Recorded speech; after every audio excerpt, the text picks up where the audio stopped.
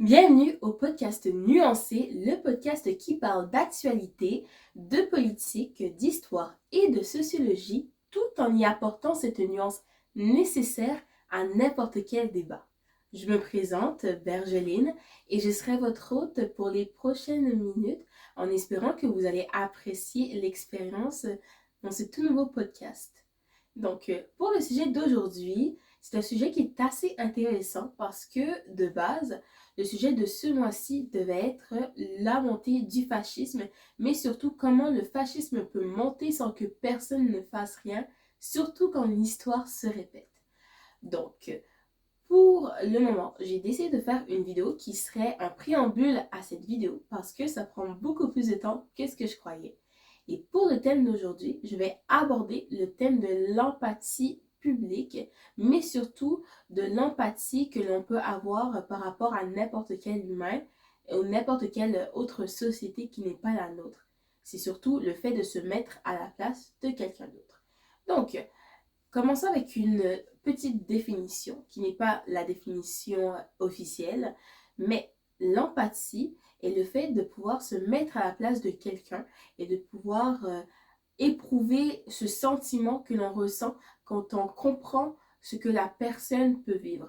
Bien entendu, il est impossible de se mettre totalement à la place d'une personne, de se mettre totalement dans ses souliers, mais en résumé, l'empathie, c'est le fait de pouvoir prendre en considération les émotions de l'autre personne, l'expérience de l'autre personne et de ressentir des émotions par rapport à l'expérience d'une autre personne et de pouvoir même porter des actions par rapport à l'expérience de cette personne.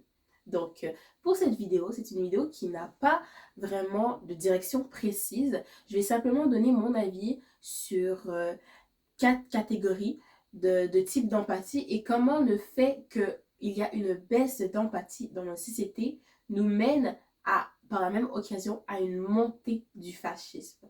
Les 4 thèmes que je vais aborder vont être, pour commencer, l'empathie entre genres, c'est-à-dire la guerre des sexes que l'on peut apercevoir depuis les dernières années, ou peut-être même depuis toujours. Ensuite de ça, nous avons l'empathie ethnique, ou encore l'empathie entre plusieurs pays qui pourraient être considérés moins développés. Et ensuite, nous aurons aussi l'empathie envers son prochain, c'est-à-dire une empathie qui peut être par rapport à une personne que tu vas croiser tous les jours, ton voisin, un membre de ta famille ou simplement une personne sans abri que tu croiserais dans le métro. Et pour finir, nous allons parler du lien entre l'empathie et le fascisme ou simplement le totalitarisme et le lien qu'il y a entre notre propre empathie face à d'autres humains et à la montée du fascisme et du contrôle d'une seule personne sur des pays ou sur un plus grand groupe de personnes, ce qui peut être le monde. Commençons tout de suite avec le sujet de l'empathie entre genres. Donc, je trouve assez intéressant de commencer avec ce sujet parce que j'ai remarqué qu'on est dans une période qui est assez difficile face à la solidarité et à l'empathie. J'ai l'impression que beaucoup de séparation et beaucoup de conflits se fait à de très petites échelles, ce qui peut être assez problématique quand il viendrait à, par exemple, nous tous nous mettre ensemble contre une montée de fascisme ou simplement contre des actions que l'on pourrait condamner.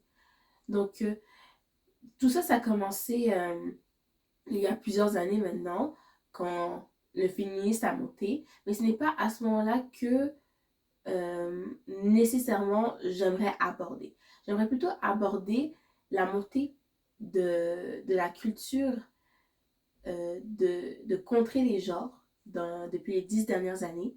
On pourrait parler de la culture incel, la culture dans laquelle beaucoup de podcasteurs vont se mettre sur leur plateforme et vont parler des femmes de façon dénigrante, parlant de retourner dans le temps, de mettre des valeurs qui seraient beaucoup plus traditionnelles sur la femme. On essaye de l'empêcher de parler, on essaye de l'enfermer et on essaye de la contrôler. Mais c'est quelque chose qui a très souvent été abordé. C'est du vu et du revu. De l'autre côté, on peut voir une version féminine, mais que je ne considère pas qui pourrait atteindre le niveau de la incel culture, qui veut dire qu'on se libère des hommes, qu'on se libère de, de, du poids du patriarcat, mais souvent il y a des débordements qui peuvent se rapprocher de euh, qui peuvent se rapprocher de la haine contre des hommes. C'est quelque chose que j'ai très souvent abordé et les réseaux sociaux ont très fortement appuyé sur cette séparation qui se produit en ce moment, ce qui peut être assez difficile parce que on aperçoit souvent dans les politiques, surtout les politiques totalitarisme, le but étant de séparer deux groupes de personnes ou plusieurs groupes de personnes dans le but de déshumaniser un groupe de personnes ou d'en déshumaniser un autre. Et même si je ne crois pas que nécessairement au Canada, par exemple, c'est la raison pour laquelle la montée de la haine contre les femmes chez les jeunes hommes, ou encore la haine par rapport aux hommes chez les jeunes femmes, est montée par rapport à un problème politique ou encore pour nous manipuler. Je crois tout de même que la ligne est fine et que cette faiblesse, parce que oui, c'est une faiblesse, cette faiblesse peut être utilisée contre nous pour déshumaniser l'autre côté. Et c'est quelque chose que je trouve qui devrait être à surveiller. Euh, Ensuite, on pourrait parler de l'empathie ethnique. L'empathie ethnique, c'est quelque chose qu'on entend très souvent parler. C'est c'est par rapport au fait de simplement ne pas... disons que le contraire de l'empathie ethnique serait le racisme ou encore la discrimination. Et ce n'est pas le sujet dont je voulais aborder aujourd'hui. Ce que je voulais aborder, c'est surtout l'empathie par rapport à d'autres pays. On peut observer depuis quelques années maintenant, mais surtout depuis les derniers mois, les dernières semaines, qu'il y a de nombreuses problématiques qui se produisent aux États-Unis. Mais ce n'est pas juste les États-Unis dans lesquels on peut apercevoir des problèmes de totalitarisme, de guerre, de pauvreté ou encore tous ces problèmes sociologiques que l'on puisse apercevoir dans un pays qui peut être considéré comme corrompu. On a pu l'observer dans les guerres entre l'Ukraine et la Russie, ou encore on a pu l'observer entre la Palestine et Israël. Et toutes ces problématiques qui se produisent autour du monde est quelque chose qui peut être assez difficile à voir. Ça peut être assez difficile à regarder. On nous montre des images chaque jour qui nous désensibilisent et soit que ça devient de plus en plus difficile à regarder, ou encore ça devient de plus en plus facile à regarder. Et je trouve que dans les deux cas, c'est quelque chose qui peut nous mener à fermer les yeux. Donc, par rapport à la discrimination ethnique, par rapport à l'empathie ethnique, je trouve que de nos jours, soit que l'on tente, comme je l'ai dit plus tôt, de fermer les yeux par rapport à des problématiques qui puissent se produire tout autour de la Terre, tout autour du monde, ou encore on les voit et on est désensibilisé et ce n'est pas quelque chose qui nous pose problème, ce n'est pas quelque chose pour lequel on a l'impression qu'il est nécessaire d'agir.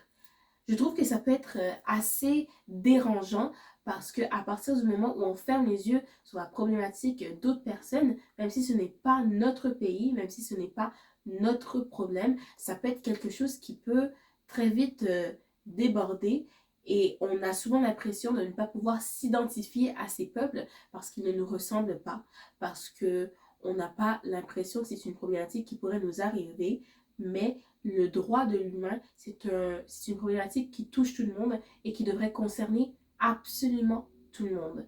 Donc je trouve que dans les dernières années, on nous montre beaucoup de choses et on évite de les regarder ou simplement ça ne nous fait plus rien.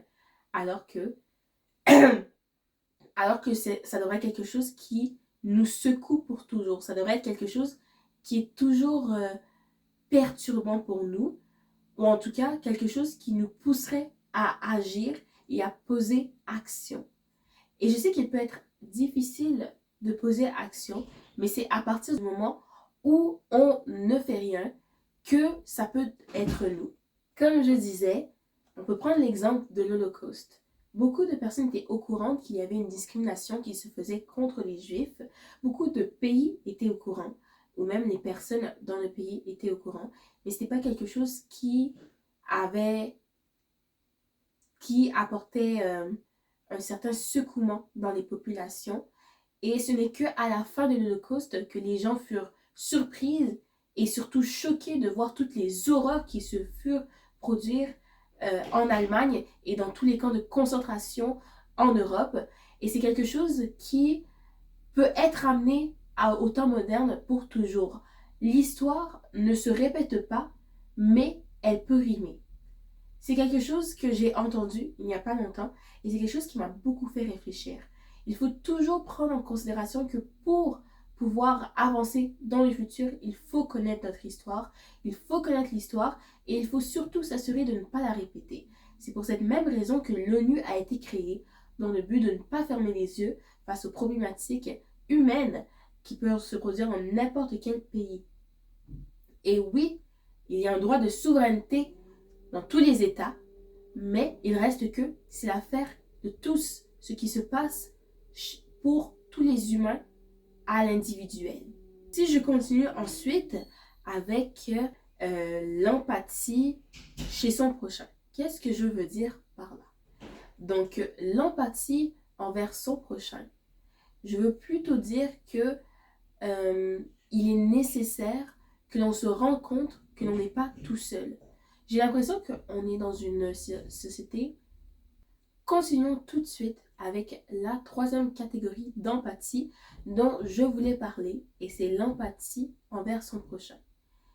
Dans les dernières années, mais surtout dans les pays capitalistes, on peut observer depuis de nombreuses années, et même depuis toujours, que ces sociétés sont des sociétés qui sont basées sur l'individualisme.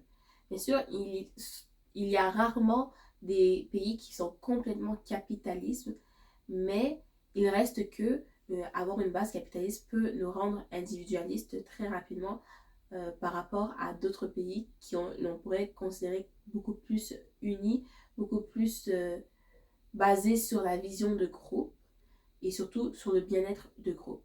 Et cet individualisme, ce que j'ai remarqué, surtout quand j'étais plus jeune, c'est que ça fait en sorte que ça nous barre les yeux et que ça nous empêche de voir les gens autour de nous et de nous rendre compte que les gens autour de nous sont des humains comme nous, ayant des expériences, ayant un passé et des valeurs qui peuvent être différentes aux nôtres. C'est soit que l'on juge une personne ayant des idées différentes des nôtres, ou encore on ignore totalement les gens se trouvant autour de nous. Un exemple que je peux prendre, c'est l'exemple de la façon dont les sans-abri sont traités. On dit souvent que on a peur de ces personnes qui vivent dans la rue, ces personnes qui n'ont plus d'abri, qui ont la difficulté à se nourrir. Et c'est quelque chose que je trouve très attristant parce que ces gens ne sont pas nés avec des problèmes de santé mentale. Ils ne sont pas nés nécessairement dans la rue. C'est des personnes qui ont un passé, qui ont eu des choses qui leur sont arrivées, qui leur ont mené là, et ce n'est pas aussi simple que ça. J'ai l'impression que c'est un jugement qui est très rapidement mené aux sans-abri, et que c'est quelque chose que l'on peut mettre par rapport à toutes nos relations et la façon dont on voit tout le monde. C'est-à-dire que depuis que je suis petite, je vois que l'on passe à côté de ces personnes, que l'on les ignore, qu'on n'agit pas, on ne veut même pas leur laisser un regard, même pas un bonjour, un sourire, de peur qu'ils nous demandent une pièce ou encore de peur qu'ils soient violents. J'ai toujours trouvé que c'était quelque chose de très déshumanisant, quelque chose de très d'inacceptable, mais aussi j'ai toujours eu l'impression que c'était en les déshumanisant que l'on se trouvait une excuse pour ne pas devoir les voir. Et c'est toujours en se disant que ça ne nous arrivera pas. C'est toujours en se disant que ce ne sera pas, quelque chose qui arrivera à quelqu'un de notre proche, alors que ça pourrait très bien être quelqu'un que vous connaissez qui pourrait se trouver dans cette situation. Et ce n'est pas nécessairement le fait d'être là ou la drogue qui leur a donné ces problèmes de santé mentale, qui peuvent leur donner cette ère d'être différent de nous. Mais non, c'est simplement le fait de vivre dans la rue, dans le froid, surtout au Canada, de vivre dans le froid, sans nécessairement de la nourriture, peut-être ayant des enfants auxquels ils devraient s'occuper.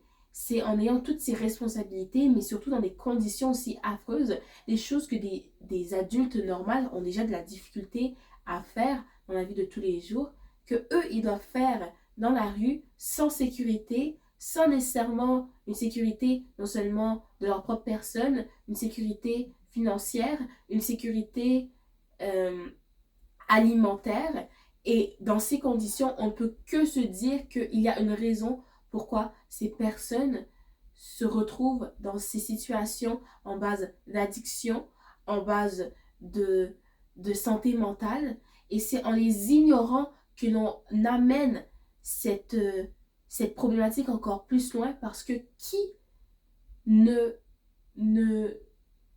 désolé le terme, ne deviendrait pas fou si en étant un humain lui-même se fait totalement ignorer, devient complètement un fantôme, simplement parce que les gens ne considèrent pas qu'ils méritent cette attention, ou simplement un sourire, ou simplement d'exister.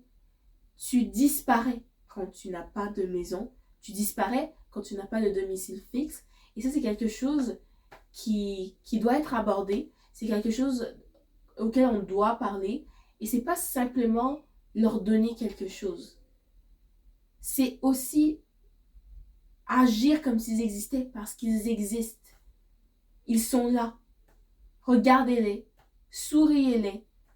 Et c'est quelque chose que j'ai toujours trouvé très poignant, très triste. Mais c'est pas que j'ai pitié de ces personnes, c'est que j'ai pitié de cette société qui ne voit plus personne, qui ne regarde plus autour d'eux, qui sont incapables de simplement demander à leurs amis comment ils vont. Et je trouve que c'est quelque chose... c'est très triste. Donc, là, on pourrait se demander, avec ces trois types d'empathie, c'est-à-dire l'empathie des genres, j'ai expliqué les problématiques qui peuvent se produire pour les femmes et les hommes, et la façon dont on ne se met pas assez à la place de l'autre. Ensuite, l'empathie ethnique, ou simplement de pays, l'empathie d'État, le fait que parce que c'est à 1000 km de chez nous, on est incapable de se dire une seconde que peut-être on devrait se soucier du sort de personnes ne se trouvant pas nécessairement dans notre pays, dans notre ville, dans notre quartier ou dans notre rue. J'ai aussi parlé de l'empathie de son prochain. Et quand je dis son prochain, c'est toutes les personnes que tu rencontres dans la vie de tous les jours. On pourrait se demander, c'est quoi mon but? C'est quoi le préambule que ça pourrait faire par rapport au fascisme? Eh bien, l'empathie est très étroitement reliée à la solidarité. D'accord? La solidarité est une chose qui est très importante lorsqu'il vient à faire face au fascisme et au totalitarisme.